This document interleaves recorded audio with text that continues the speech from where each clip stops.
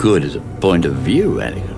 Is it, though? Knowing good from evil, right from wrong, it often gets turned into this complicated matter. What is this so-called good? What is right? Isn't it just a matter of your point of view, culture, or lived experience? Many of the truths we cling to depend greatly on our own point of view. And I'm not the only Jedi who's screwing with you. Guess who? Yoda, not you. That is the heart of the lie told to Anakin Skywalker in one of his many rounds of temptation by Sith Lord Chancellor Palpatine. Palpatine had one goal in Star Wars Episode 3, which was to turn Anakin away from the Jedi Order and toward the dark side of the Force. And Anakin is moved by this. His faith in the Jedi has been shaken by years of war, where the Jedi have been generals in the trenches instead of keepers of the peace. One Jedi after another has left the Jedi Order or turned to darkness after fixating on this failure of the Jedi to live up to their ideals. To make matters worse, the Jedi have asked Anakin to do something dishonest in surveilling Chancellor Palpatine for the Council, reporting back on all his dealings. This assignment is not to be on record. And there you have the trap. The Jedi didn't live up to their ideals in the chaos of the real world. He should be removed from office. And the high stakes of war. Therefore, their ideals must not be better than anyone else's, such as the Sith. Now, I feel for Anakin Skywalker here in his descent to the dark side, and ultimately evil. I'm vulnerable to that same type of thinking put forward by Palpatine. I'm a skeptic by nature, a searcher. I question things for fun, even things that probably shouldn't be questioned. And when someone says to me, you know, the Jedi were kind of the bad guys of the prequel trilogy, I do start thinking, how interesting. What a thought-provoking thesis. But it is snake oil. From my point of view, the Jedi are evil.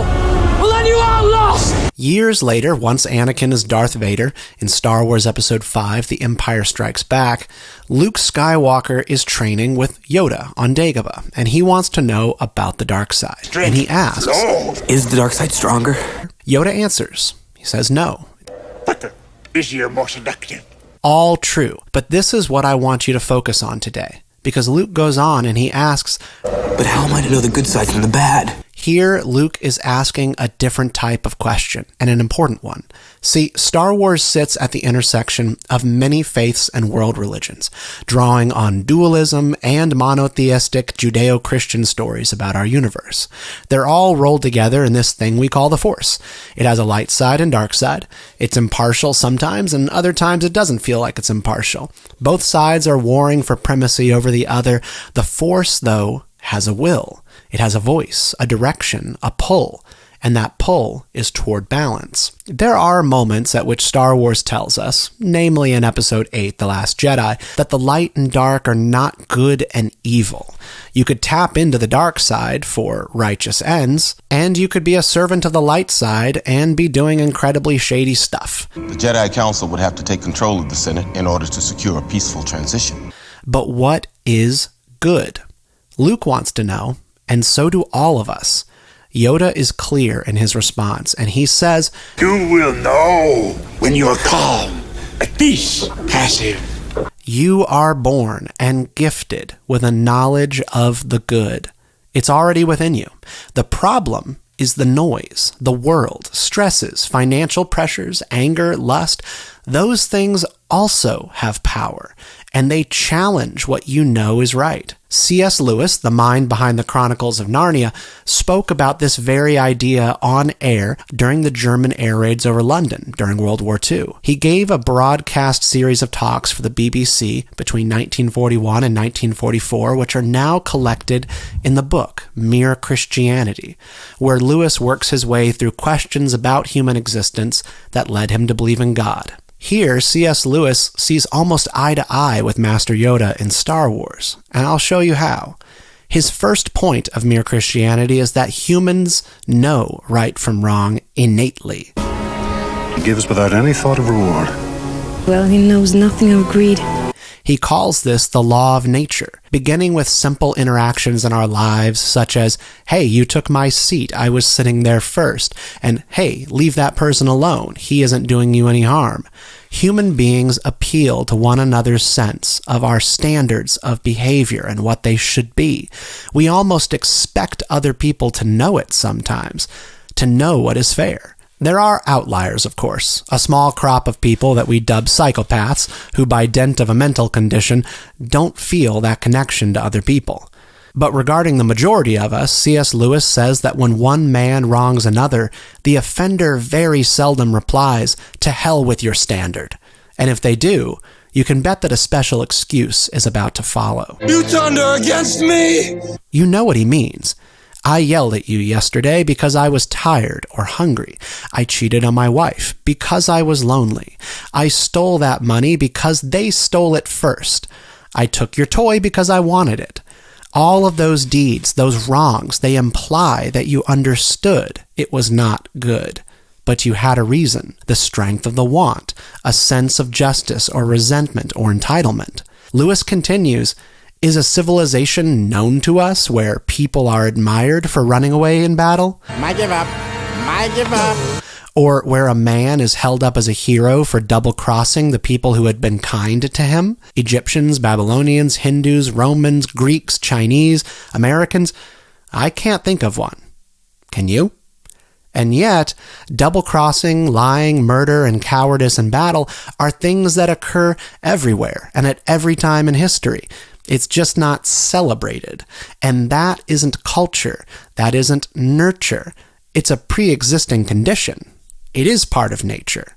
This is nuanced, so stay with me, but people might celebrate the outcomes of wrong deeds. A murderous coup may be framed as good, but only in the sense that something had to happen.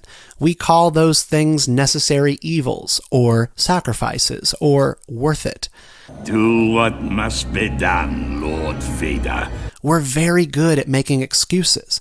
We justify deeds that defy what C.S. Lewis called the law of nature. In Lewis's radio talk, he spoke of the Nazis, who were currently bombing his country overhead.